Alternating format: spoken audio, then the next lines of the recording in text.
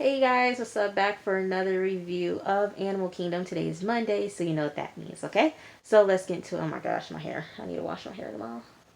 Get my hair washed tomorrow. Okay, so let's get into it. This is season 5, episode 10 of Animal Kingdom, Relentless. As you guys see, I still have my mask on.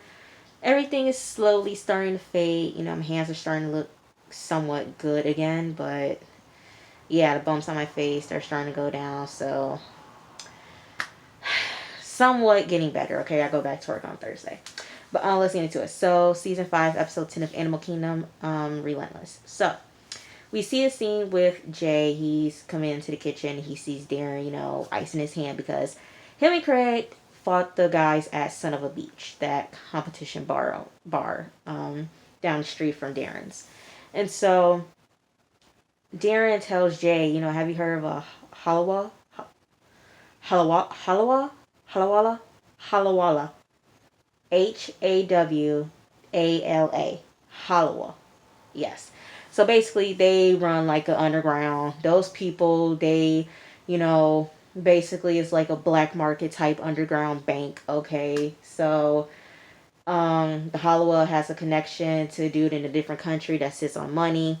So the person who wants money contacts the Halawa. The Halawa contacts that person overseas, how much money they want, send a code, and that person who they're sending the money to gets the code, get the money from the Halawa.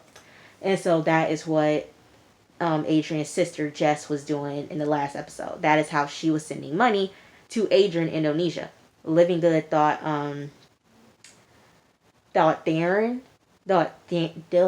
thought Darren was sending money to Adrian, but it was his sister Jess sending him the money to Indonesia. And so they are thinking about ripping off whoever is in China, the guy, whoever is sitting on the most money. That's who they plan on ripping off. And so Jay wants to talk about it more, but then Darren gets a text message he has to deal with at the bar. So then we get this flashback, okay? We see this truck driver, and he's driving along the coast, and here comes Jake and Smurf. They ignite like this little smoke bomb type of thing they put in his truck. They stop the car to, slow down a little bit. Manny pulls up, skirt, pulls up in there, and he distracts the guy by telling him that his truck is on fire. The guy pulls over. He gets out of the extinguisher, but then here comes Jake, holding him at gunpoint. So they rob his truck. And in that truck are VCRs. Okay? And so Manny and Smurf are going to sell the VCRs while Jake and Cheryl are going to talk. Okay? So then we get to present day. We see Craig. Craig has been crashing at Darren's place because of what happened with Ren last episode. And he is just getting high and getting drunk. Craig is going through a midlife crisis. He is going through a midlife crisis, man, okay? And he's hanging out with a bunch of these young kids, and they're all drunk and high. And the one dude asks Craig, where's Ren? And Craig tells him that she took off with the baby. And so Craig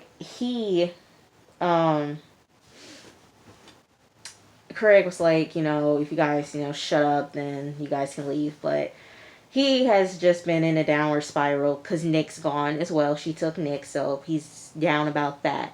But Craig, you are going through a midlife crisis, and there are plenty of other fish out there in the sea, Craig. You know there is. Find you another girl. Come on, Craig. Find you another girl. Okay? So, then we get this flashback.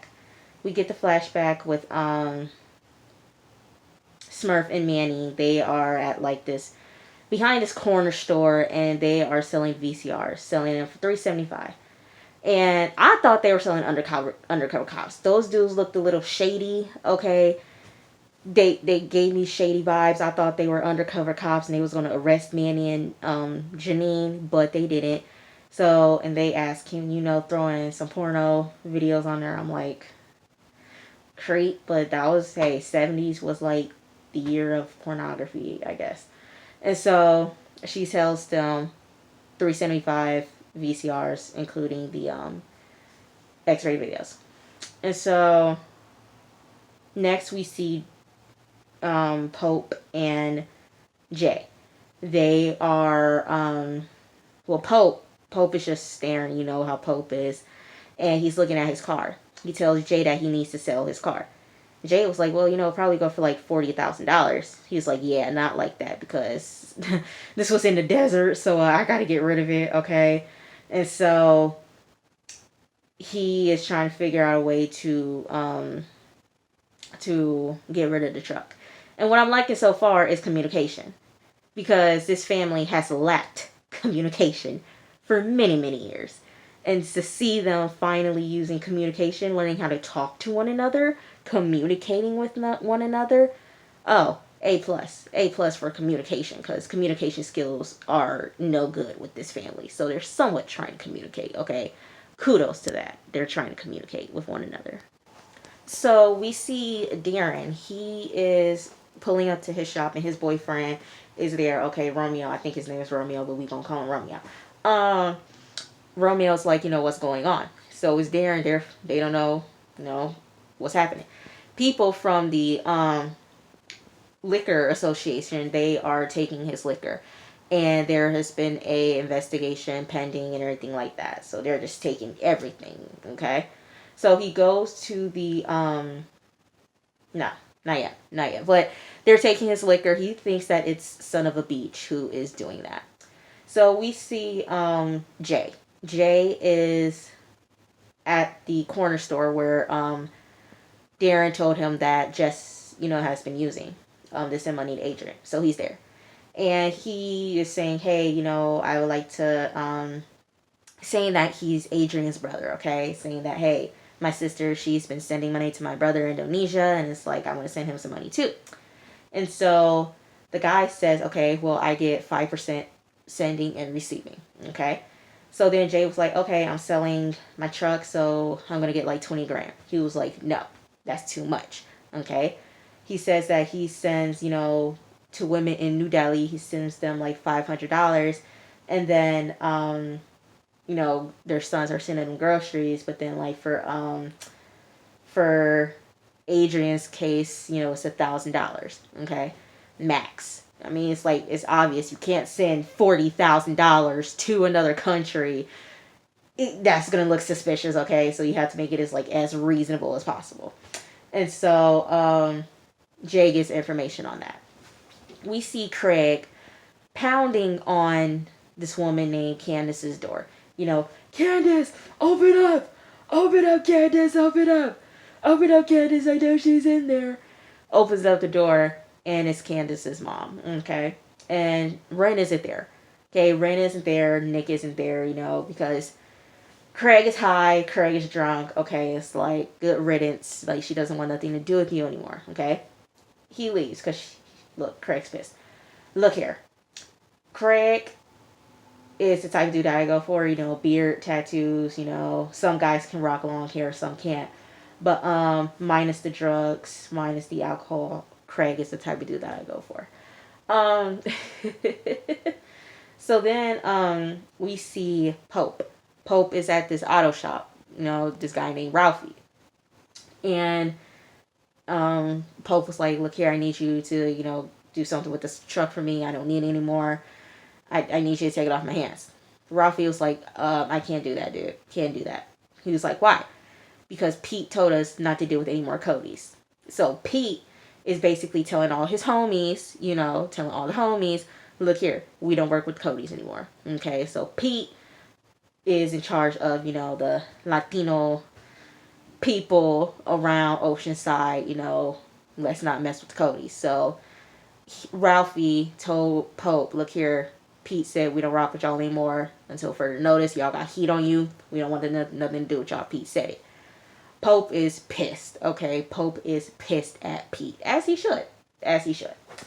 But there's a reason why. DEA. Darren should have handled it, but he didn't. So then we get this scene with Craig. Craig is on his bike, and he sees a cop on a motorcycle, flicks off the cop. Light turns green, Craig drives. Okay, Craig goes.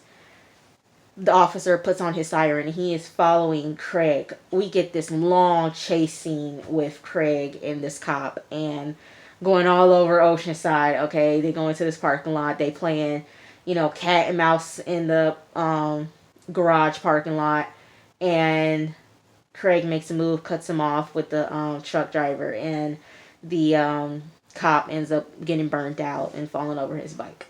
Okay. Then we get this scene. We get a flashback.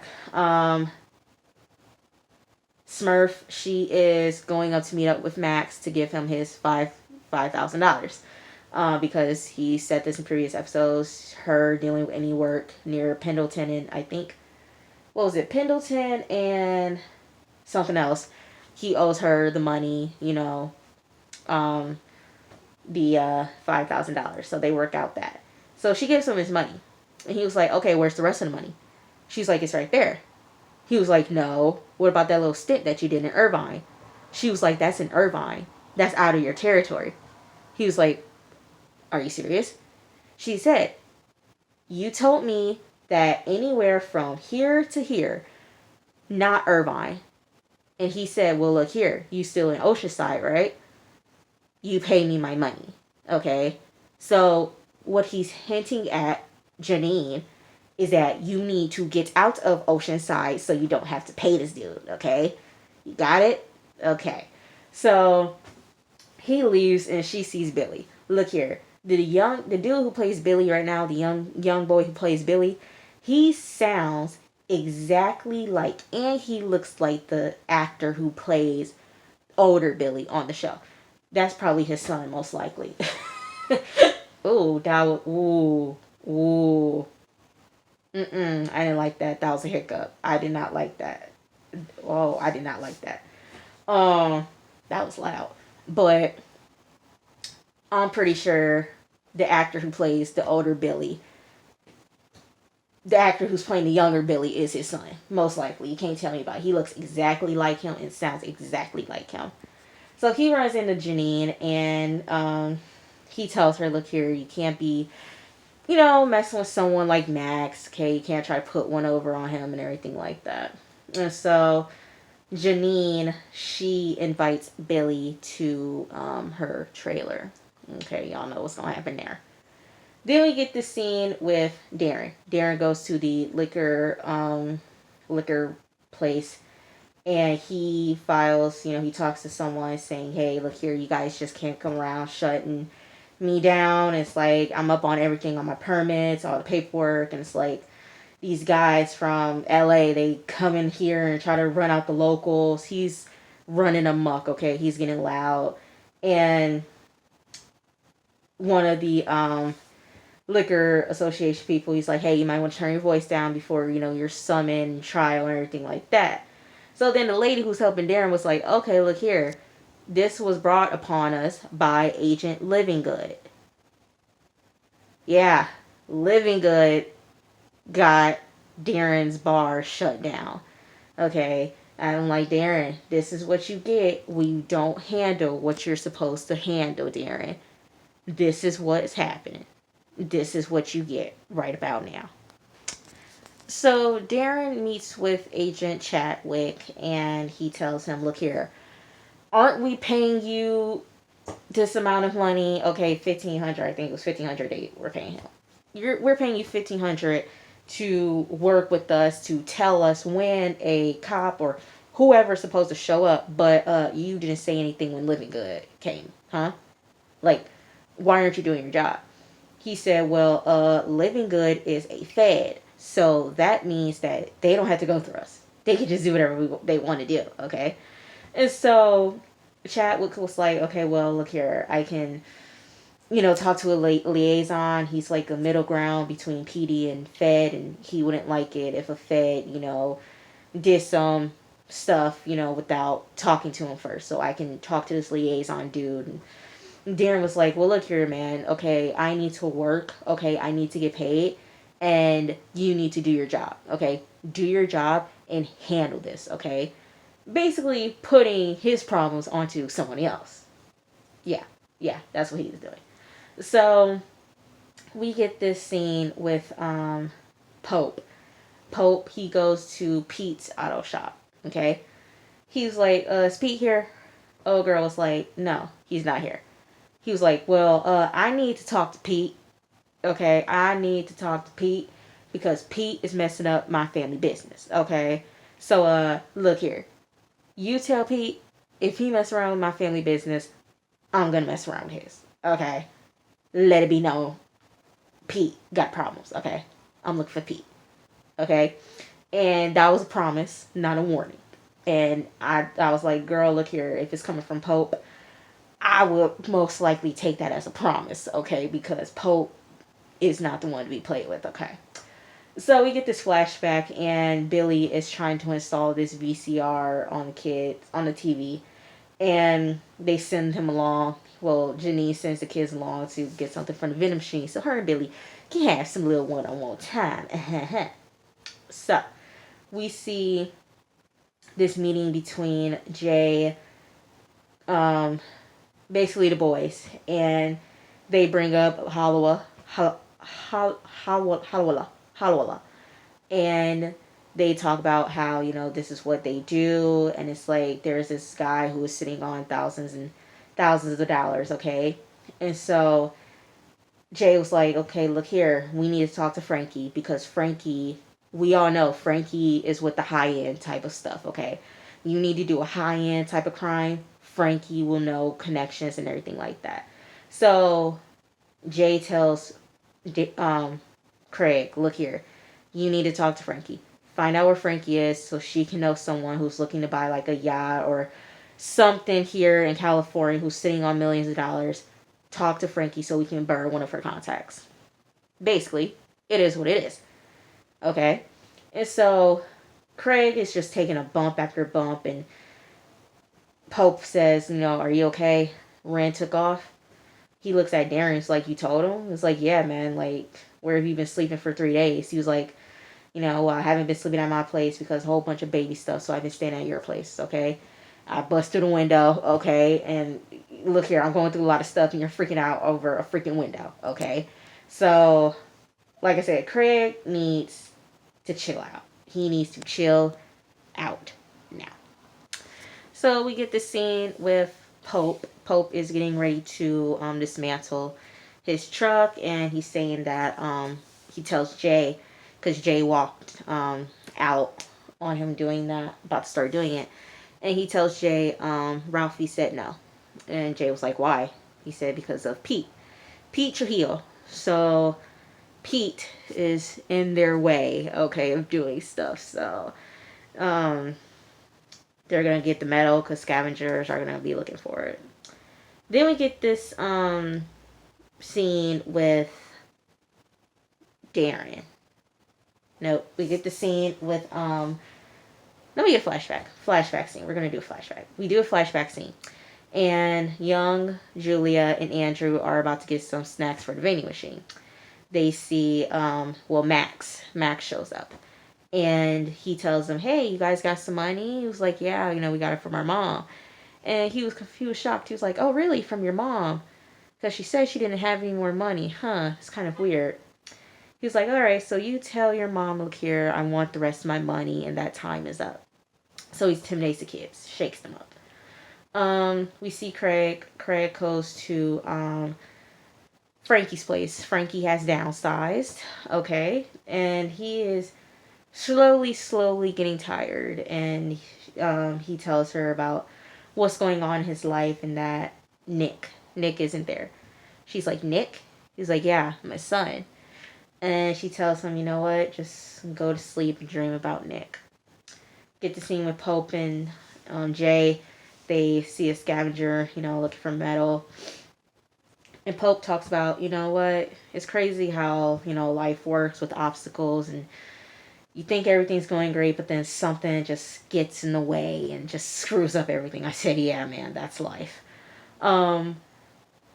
Jay was like, kind of like driving, you see a deer, you either, swerve, lose control of the car, go into a ditch, or you just hit the animal, and there's going to be a lot of blood.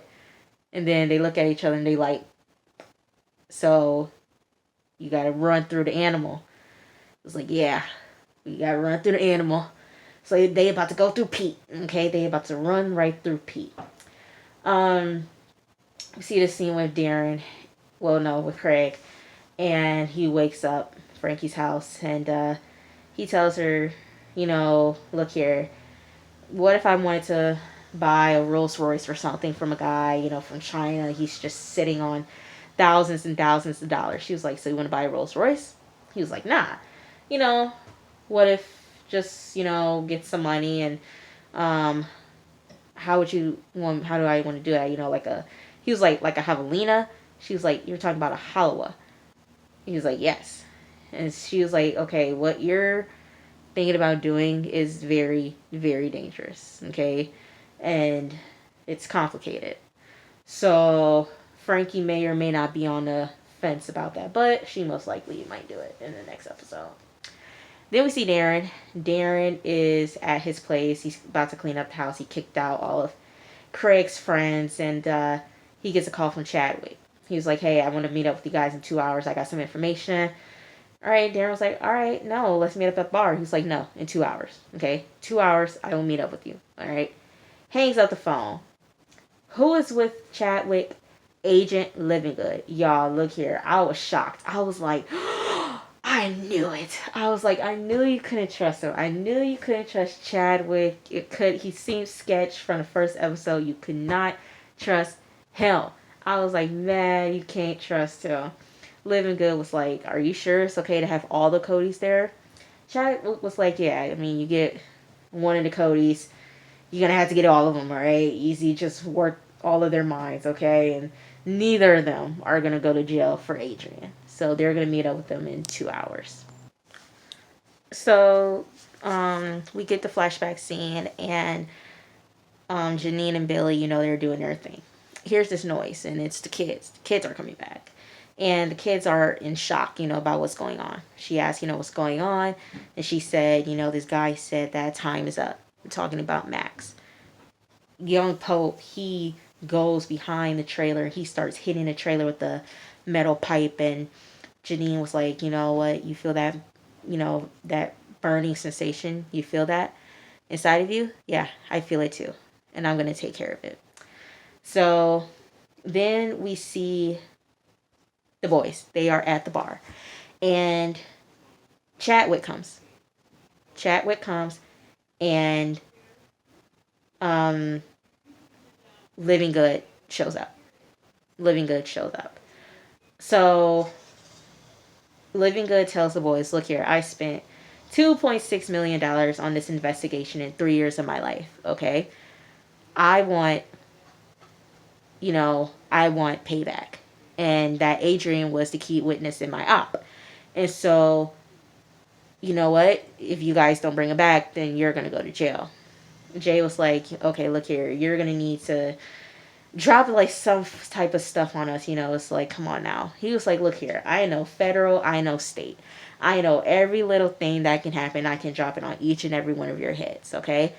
Your bar. Yeah. I called it in. Got raided. Okay. I could do the same thing with your house. I could do the same thing with your dead mother's house. I could do the same thing with your dead brother's house. Okay. Get it all rated. He said, I can do whatever I want to you guys. Okay. Because you guys screwed me over of that investigation. Okay. And and Jay's bowling alley. He was going to take Jay's bowling alley as well. He said, look here.